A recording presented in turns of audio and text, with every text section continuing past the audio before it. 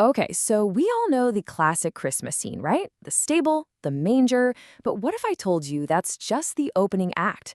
Today, we're going to dive into what happens next, a really crucial but often forgotten part of the story called Epiphany. Seriously, think about it. What if the story doesn't just end on December 25th? What if there's this whole other chapter?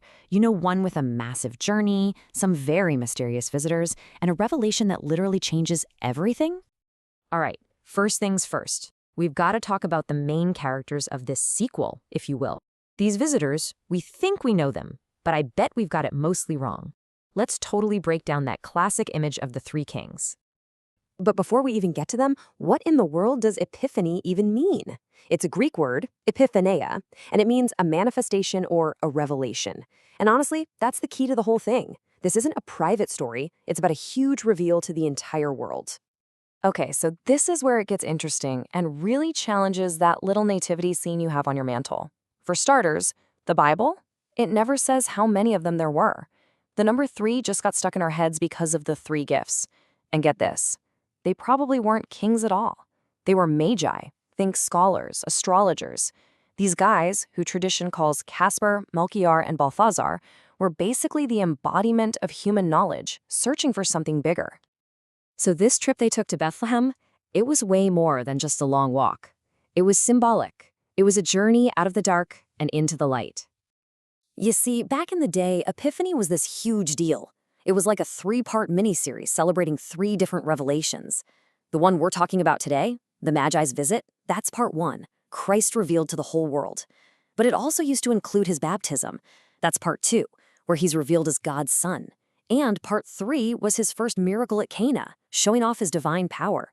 It was like a revelation triple header. And what's fascinating is how the story sets up this major contrast between 2 types of power. On one side, you have the Magi. They're humble, brave, and they're just following a star.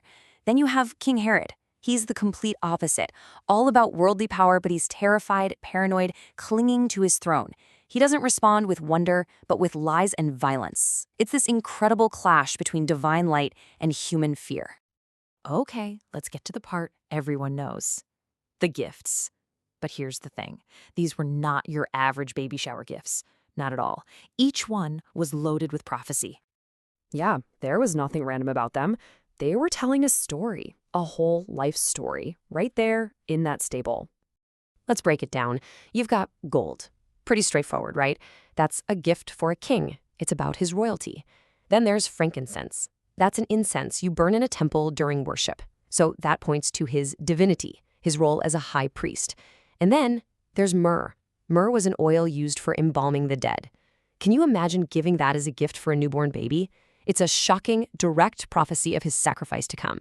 Just 3 gifts, and they laid out his whole mission: king, God, and savior. But, as incredible as those gifts were, they weren't even the real gift. The real gift was what they did. They saw the child, and they fell down and worshipped. That moment of adoration, that's the real heart of the whole story. It's everything. Here's a fun fact for you. The celebration of Epiphany is actually older than the celebration of Christmas as we know it. Crazy, right? Let's dig into the history of this ancient feast. So, way back in the 3rd century, Christians in the East were already celebrating Epiphany.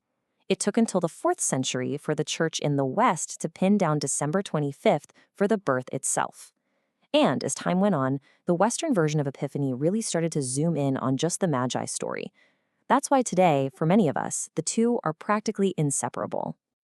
And this isn't just some dusty old holiday. It's still a huge deal all over the world. In a lot of places in Europe and Latin America, Three Kings Day is the day for giving presents, way bigger than Christmas Day. You've got all these cool traditions like chalking your door for a blessing, eating these special king cakes, having huge parades. It's all about keeping that spirit of revelation and joy alive. So what's the point of all this? Why are we still talking about this story 2,000 years later? Well, it's because the message is timeless. It's an invitation that's still open to all of us. And here's the core of it. The Magi weren't from around there. They were outsiders, non-Jews. The fact that they were the first to come and worship makes a huge statement right from the very beginning. This wasn't a private message for one small group. It was meant for absolutely everyone. And that's why their journey still speaks to us, right? I mean, it's really a symbol for our own search for meaning, for truth. It's about that moment when you look up from the everyday grind, you see something that looks like a guiding light, and you find the courage to actually follow it, no matter how weird or uncertain the path seems.